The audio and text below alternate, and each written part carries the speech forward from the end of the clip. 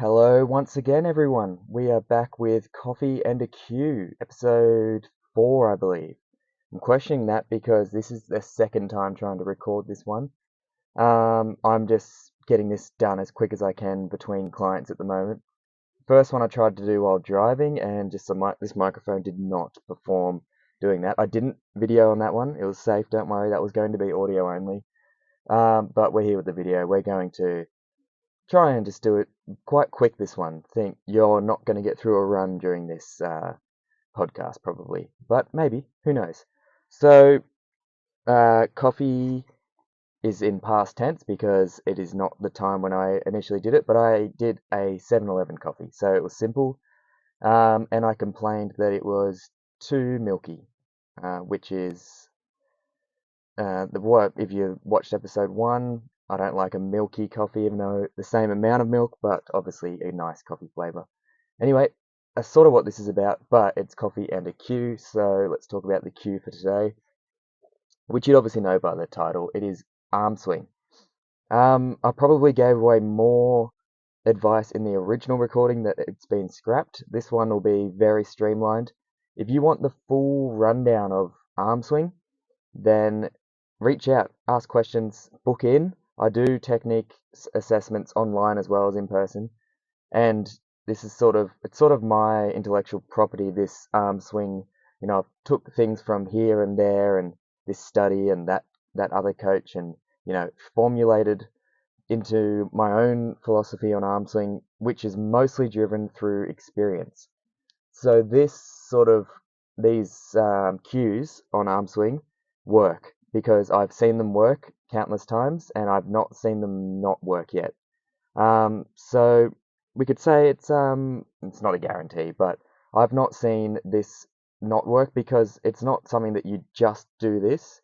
It's you just use the cues that will then fit naturally into your own biomechanics and arm lengths and other build features. So, three things we're going to cover.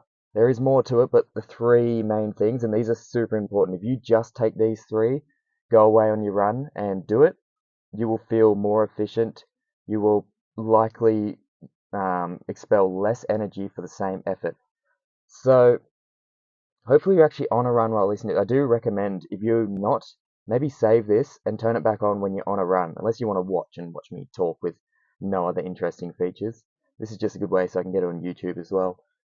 So if you're going to listen to this on Spotify or Apple Podcasts, then I recommend going out on a run and doing this, because then you can really sort of do all these three things in real time, which means I'll do it in not order of importance, but order of how to get it started.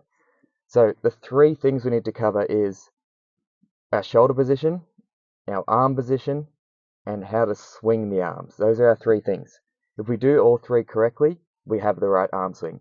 There's little nuances and little things here and there, but we're going to glide past those.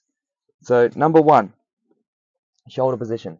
Basically, if you shrug up your shoulders as much as you possibly can and then fully drop them all the way, let them go, that is your shoulder position. Don't pull your shoulders back. Don't round them forward. Just let them go down and out. That's the word, down and out. Just let it happen. It means that your upper back will be nice and smooth. If you've got a t-shirt on, you see that upper back. It's not crinkled, it's smooth. That's what we're looking for. So that's your shoulder position. And then from there, you've shrugged up, you've fully dropped. Now, without moving anything except your elbow joint to get your hands in this spot, we're going to bring our hands up to your chest. If we think about, let's just say up at your chest, so probably mid-chest, okay? So shoulders are dropped, just bending your elbows, you're bringing your hands up to your chest. That's now your full arm position. That's where your arm's set, that's where your shoulder's set. So that's our set point for our arm swing. Once we're there, that is it. The only other thing we need to know is that we need to be swinging not with the hand, not with the forearm, but with the elbow. So think we're swinging with the elbow from the shoulder. Okay, so that upper arm is doing the swing.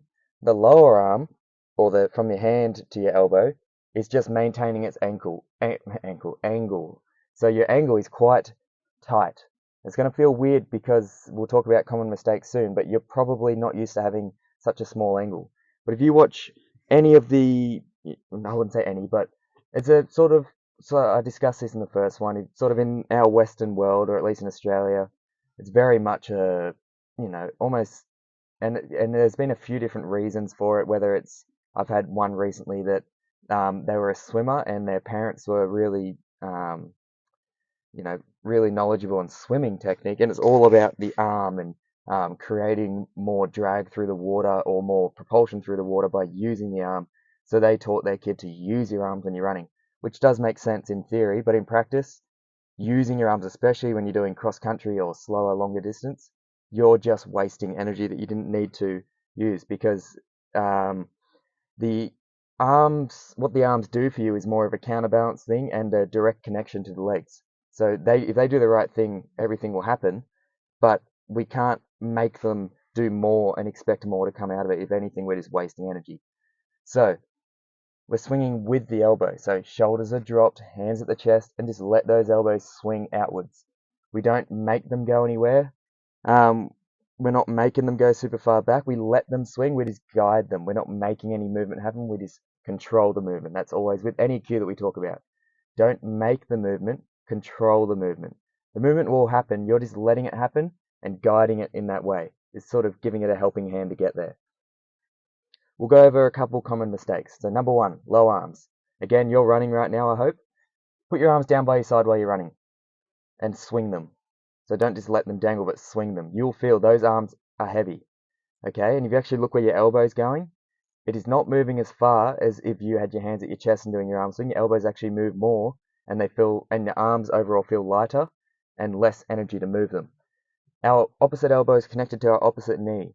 So whatever that elbow does, the knee reflects it. If we have restricted elbow movement, we have restricted knee movement, and that means that our knee is not going to get as far forward in the gait cycle as what we want it to, so the lower leg has to swing, overstride happens. Okay, so that's why arm swing is so important, because the elbow and the knees are connected. While you're running right now, try and swing your arms twice as fast as your legs, and watch what happens.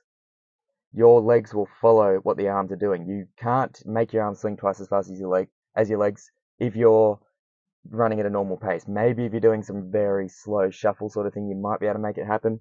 You can do it while walking, but that doesn't help us. So whatever your arms do, your legs reflect it, and your opposite elbow is connected to your opposite knee. So if you have low arms in your gait, one, it's harder to swing it quick, so you can't move your legs as quick when you want to go faster.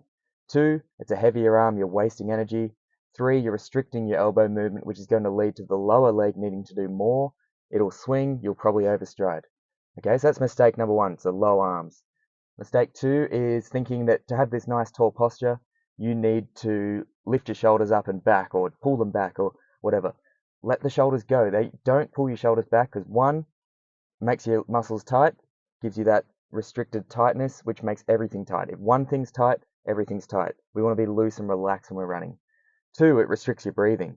Three, it makes your arm swing more robotic and rigid. Again, rigidity leads to not smooth and effortless running, but sort of forced robotic running.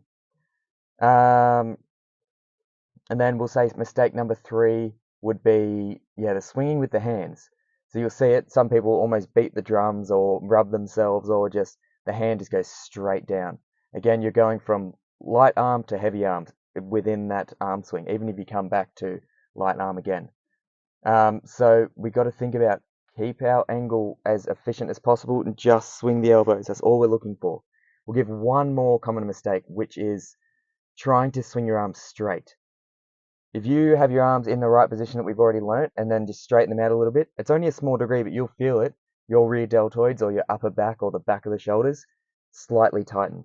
Now that might not feel like much, but if you're running for 2 hours and you have slightly tight shoulders, obviously we don't want that. We want to be efficient. We want looseness. We want efficiency. So that's where drop the shoulders down and out, hands at the chest, swing your elbows. Do that, you've got your arm swing. Okay? There's more to it, but that is the simple principles of it.